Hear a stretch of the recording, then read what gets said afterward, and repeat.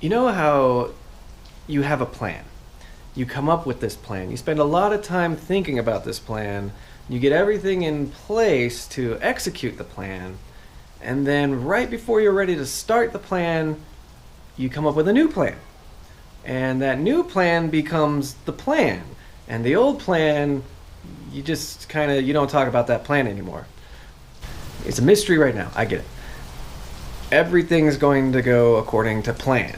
And it'll all be revealed. We have a plan. You'll see. You'll see. Okay. I still need to get the Civic registered, and to do that, it has to pass emissions. And for it to pass emissions, it needs an actual exhaust. It has a straight pipe exhaust on it right now, which we've talked about. I think they're totally stupid, and nobody should do it, but, that's opinion of one. But the original plan was keep the exhaust that was on there, just throw in a catalytic converter, which I went and purchased a new catalytic converter, and should have been easy, right? Just put that catalytic converter in, and voila, it's gonna pass emissions. That may still be the case. However, there's a couple of wrinkles. The first one being my headers. My headers have two giant holes in the bottom because this car was so low that it bottomed out several times and punctured the header. So even if I had the catalytic converter in there, it's still a question of whether or not it would pass just because it has a giant leak in the exhaust leak on the headers. But that's not the only exhaust leak. Like looking under the car and being more specific about what I'm looking at, there's a bunch of leaks in there. Almost every flange there's a pretty good gap between the flanges, so those are all exhaust leaks that can cause a car to fail an emissions test. So my new plan was to go to the muffler shop, have them weld in my catalytic converter, then also have them try to patch my header, and if they couldn't do that, I was going to swap in a new header. I bought a set of DC headers, these DC headers, off of Facebook, but these ran into some problems too. There's no O2 port on these, and I think these are a little too short. Also, I think this exhaust is a 2.5, I think it's a 3-inch exhaust, which I don't think that would mate up with my catalytic converter or my headers, so that's a problem. So that was the new plan. So now there's a new plan. So now you're picking up on what I was talking about before. You set out plans, you try to implement those plans, and then you find new plans. So here's the new plan. I'm going to ditch the entire exhaust from the header all the way back to that giant grapefruit fart cannon I have in the back. And I'm going to replace it with this. So this I just bought off of Facebook, which I may or may not have a problem with buying things on Facebook, but that's a matter for another day. But this came off of a B Series EG hatch. The header is in really good shape. He's actually welded plates onto the bottom to keep it from bottoming out, which is nice. It has an O2 port, a bung, which is good. Also has a catalytic converter. This is the exact same one I had. It's a MagnaFlow catalytic converter. He has it welded to the flange, which I don't really like. I would rather have it bolt, but whatever. And then in the back, you'll notice there's no muffler, except I have this muffler. So this actually came with what I bought. This is a MagnaFlow as well. So there's that. So I'll need to have that welded on to the rest of the exhaust, obviously. But that is the plan now. I'm going to try to test fit that tonight and make sure that all of the hangers are in the right place, that it is actually the right length, and yeah, my biggest concern is the header, but we'll get to that. But yeah, so this is the plan. I have an entire exhaust from header to muffler, and we're going to put that in, and we're going to see if it'll pass with that. Stay tuned.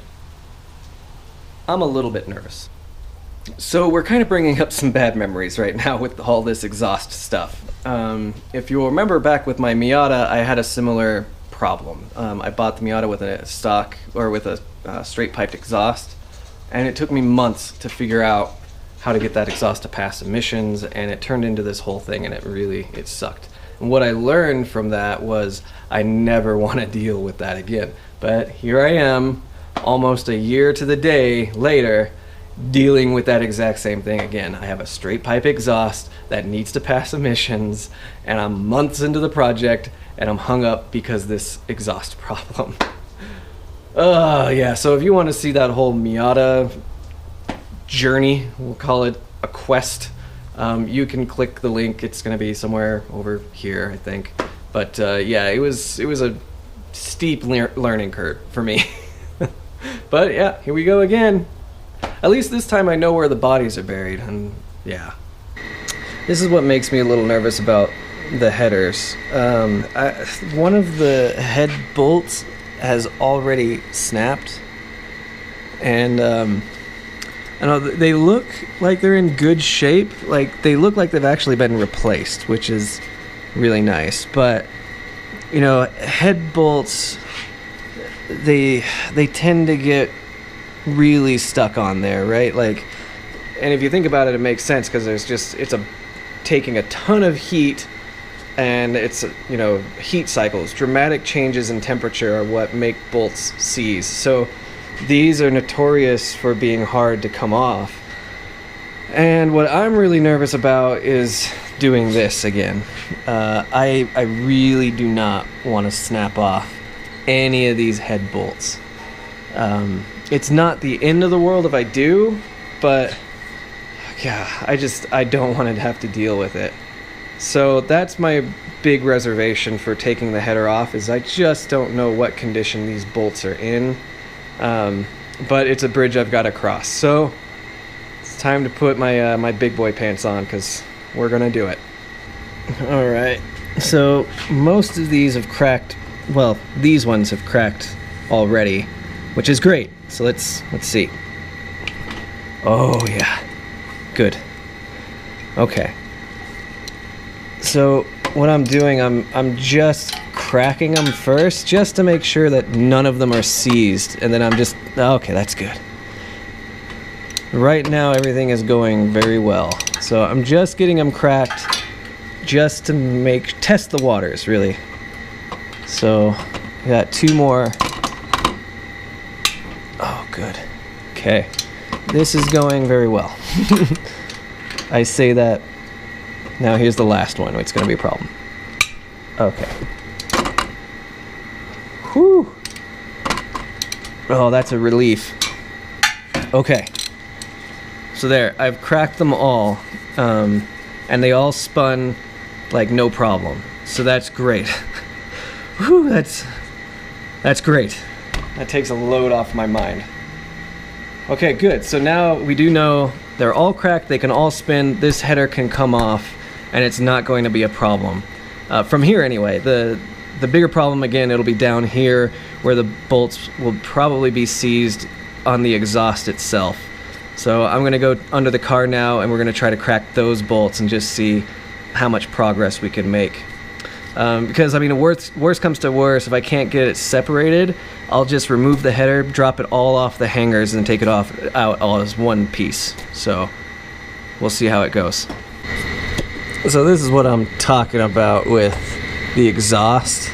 This is the flange from the header to the mid pipe, and you see, like, there's not even a bolt here, and you know, that's just going to be a big leak. And you creep further back, like, all of the junctions look like that. So right here, for example, sorry, this is terrible. There. But right here is another great example. So there's not a bolt in this side, and there's a pretty sizable gap between the flanges. So this is mid-pipe to the muffler. So I'm gonna try to spin these bolts and get them off, but they will probably be pretty difficult, but we'll give it a go. You know, it occurs to me, if I was being all scientific about this, I would have tried to go get the car to a pass emissions as is with the straight pipe exhaust, just to see what happens. Because, I mean, what if they're having a bad day at the testing center and they're like, yeah, this is great, and then all my problems would have been solved. I mean, I'm not saying that would happen, but wouldn't it be nice? So it is actually broken pretty well, and it's spinning, which is a positive. But, yeah. You ever find yourself in situations where you know you shouldn't be here, you told yourself you weren't going to be here, but somehow here you are, just the same. Yeah, that's one to think on. Also, side note, I've really liked these cobalt wrenches so far, but lately they've been giving me problems. This is actually my second driver, and this selector switch broke on the first one, and this one's not giving me a whole lot of confidence. It's just kind of really loosey-goosey and not very positive in its connections, but whatever. Lifetime warranty. That's nice. Here's that bolt. Okay, yeah. So header to mid-pipe is disconnected. So let's move on back and we'll disconnect the next one. Okay, as expected, that was a huge pain in the ass to get out. So, I don't know what this kid was talking about. That's definitely a catalytic converter. But it doesn't sound like it has a catalytic converter. I don't know. Whatever. It's out now. It needed to come out. The flanges are all messed up. They're all twisted. This bolt right here, it's just completely seized on itself. I think it's cross-threaded. I think when they installed this, they just torqued it down as hard as they could because they couldn't get these flanges to match because they're just completely warped around each other. So yeah, it's all out. That's good. I'm glad that this fart cannon is going away. The actual hanger rubber is really good. I'll just save these, pull these off, and we'll transfer them onto the new exhaust, but this is going away, and I'm pretty okay with that. Trying my first test fit, and just from laying it out under the car, it looks like everything lines up. So the header is aligned perfectly with one that's already connected. So it looks like the O2 bung is directly under the O2 sensor. This is the sensor right here on the exhaust. That's the bung, so that should be in the right spot. The cat is where it should be. So the hanger is in the correct spot here, and the hanger is right there, and it's directly under the hanger position. So it looks like this exhaust will mount without a problem. So that's encouraging. That's all good news. So don't worry, I 100% dropped that thing on my face. Yeah, that sucked. But I think I'm gonna call it a night. It's about 10:30. I have work tomorrow, and I'm tired. So tomorrow night I'll finish up. I'll take the header off the rest of the way, I need to get an O2 sensor socket because I don't want to break the O2 sensor. It still looks like it's in working condition. So I'll pick that up on my way home from work. And then I'll install the new exhaust tomorrow night. I know that's going to be a fight. Like, exhaust systems always seem like they're pretty straightforward and easy, but they never are. They're always a fight. You always run into things you don't expect. And this one's especially because it's all one piece. It's all welded together from the header all the way back. So I would love to have been, normal, like a 2 or 3 piece, and that just makes it simple. But I'm working with what I have. So my plan of attack for the exhaust tomorrow and installing it, I'm just going to work from the back toward the front. So I'll get the back on the hanger, work my way up the hangers, and then get the header up into position and bolt that on. It sounds easy, but again, I know it's not going to be easy. I'm gearing myself up for a fight tomorrow. That's just the way it's going to be. But I do feel good. The old exhaust needed to go. That thing it wasn't doing anything really. It had exhaust leaks at every junction, and this was a repair that had to happen. So I'm glad that it's out now. All right, I'm going to bed. My face hurts. We'll pick it up tomorrow. And I'm back. Okay, so it's been a few days. Last I left off, we got the old exhaust out of the car.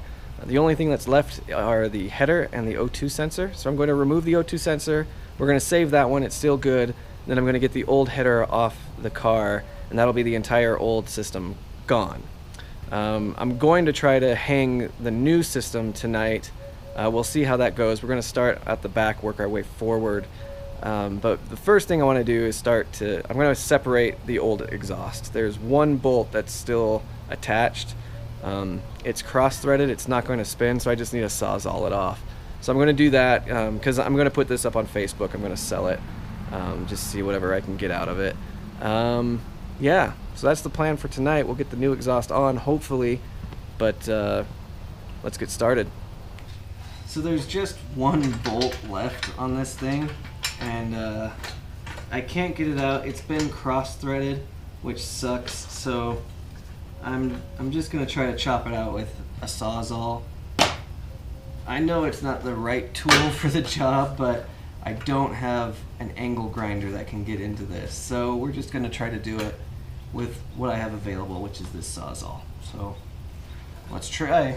Finally, okay. Yeah, so the sawzall, not surprising, did not work. I know a lot of you were looking at that saying, yeah, that's not gonna work. So I found out it doesn't work. Sawzalls against hardened steel, yeah, not a great combination. I ended up having to just get a 5/8 wrench, and then I was able to crank it, and then the one time that a bolt snapped, and it was a good thing. So that was nice. We got it off. So now it's separate.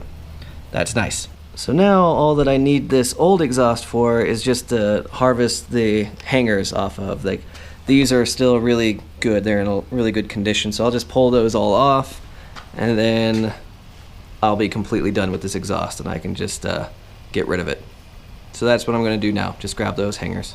Hangers are off. These came off really easy. A little lube goes a long way with these things. So a little silicone spray and they just slide right off.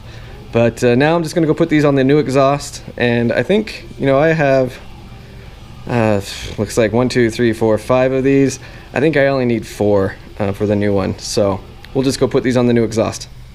So I ran into a snag. I totally forgot to pick up a O2 sensor socket. Yeah, I meant to do it on my way home from work, and I spaced it, completely spaced it. So that's my bad. So tomorrow I'll do that. On my way home from work, I'll pick up the socket so I can get that O2 sensor off, and then we can get the header out, and then we can get the new exhaust hanging.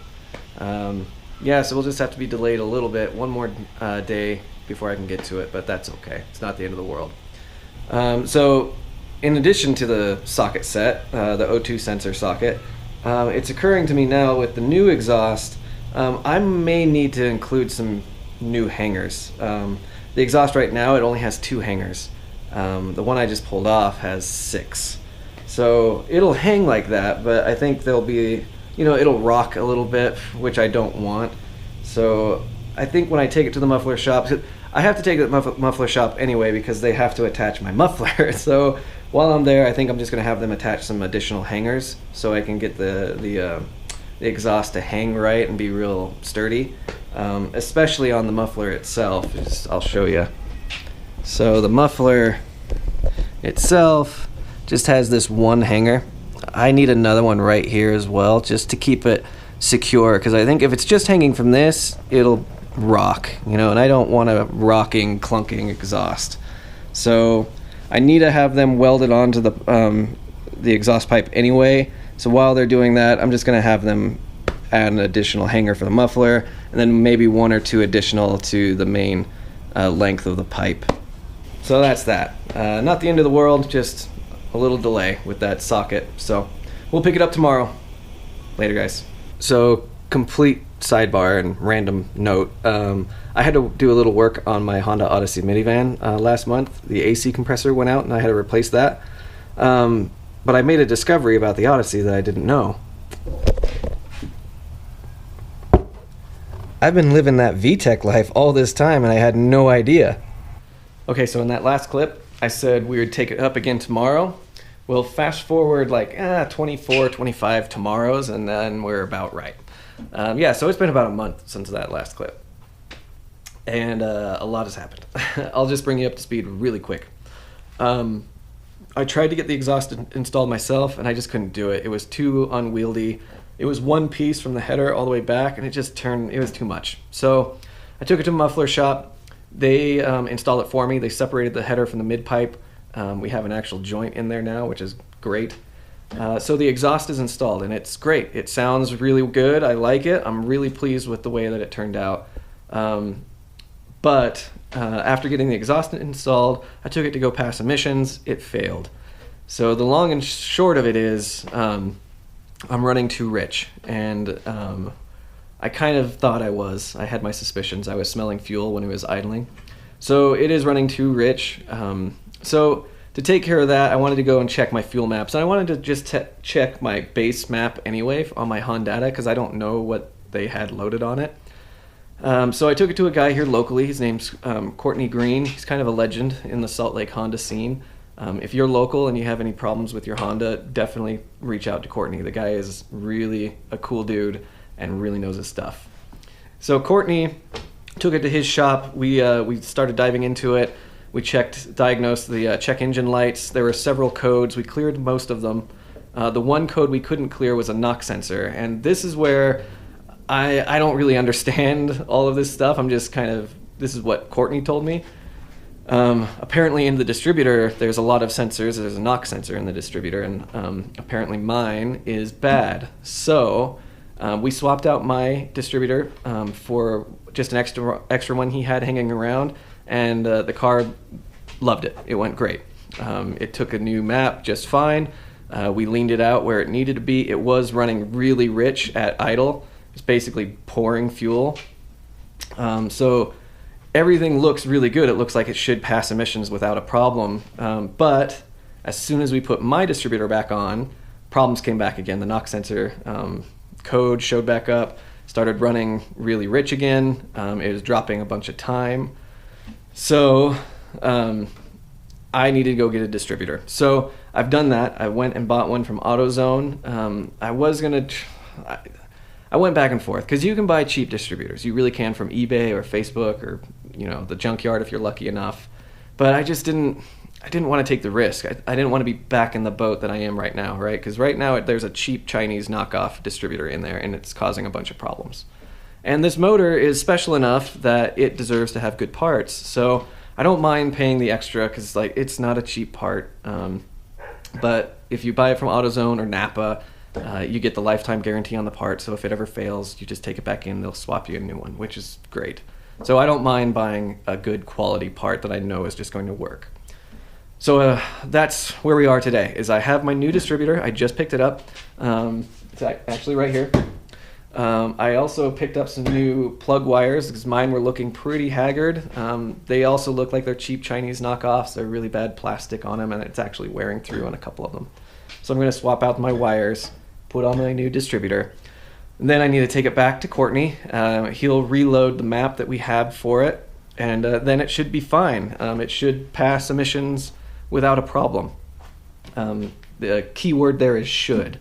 'Cause you just never know with cars like this, like swapped cars. But yeah, so that's the update for now. Sorry, it's been a month, but you know, things happen. I promise I'm going to get this car running. We're going to get it on the road, and we're going to get it on the track. I'm not going to give you a timeline because, if anything, I've proved very unreliable with my timelines. So thanks for hanging in there with me, guys. But the Civic's going to ride. I promise. It's going to get on the road. It's going to happen. All right, take it easy.